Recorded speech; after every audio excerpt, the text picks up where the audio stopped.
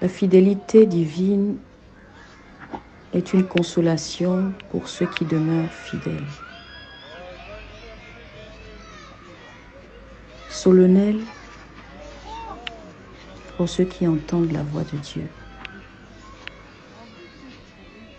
Pour ceux qui marchent selon la foi, par l'instruction divine, par l'autorité du Saint-Esprit. Pour ceux qui restent fidèles à sa parole. La parole de Dieu déclare dans 2 Timothée 2, verset 5, l'athlète n'est pas couronné s'il n'a pas combattu suivant les règles. Que Dieu bénisse sa parole.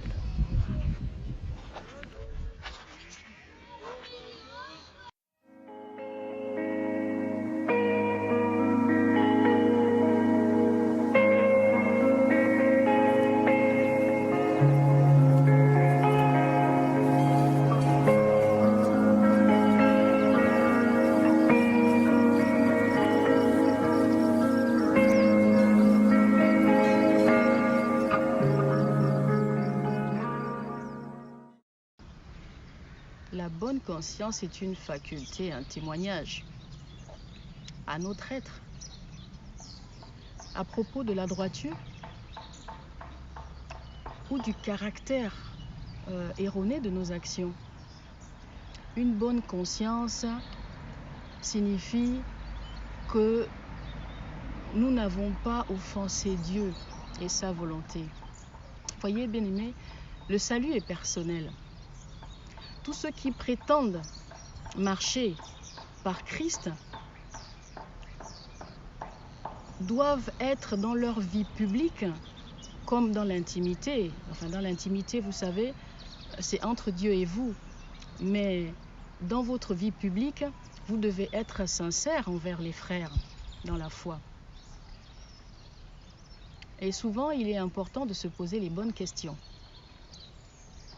Fais-tu partie de ces personnes irréprochables à l'égard de la justice, de la loi, croyant accomplir la volonté parfaite de Dieu en persécutant les frères dans la foi?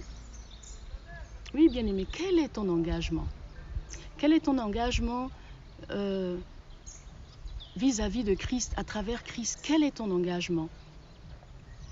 Quelle est ta détermination ferme à lui plaire? Fais-tu partie de ces personnes-là qui justifient leur infidélité à travers Christ en prétendant qu'il est impossible de vivre devant Dieu avec une bonne conscience? Fais-tu partie de ces personnes-là? Bien-aimé, le livre de Lévitique, chapitre 7 jusqu'au chapitre 27, Dieu nous appelle à la sainteté et à la pureté. Oui. Et s'il y a un commandement qui revient sans cesse, c'est bien celui-là. Soyez saints, car je suis saint.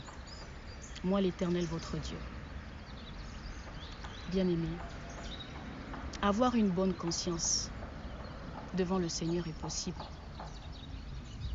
Marcher dans la sanctification, avoir une vie de sainteté, oui, cela est possible. Et tout est possible à celui qui croit. Luc 1,37, rien n'est impossible à Dieu.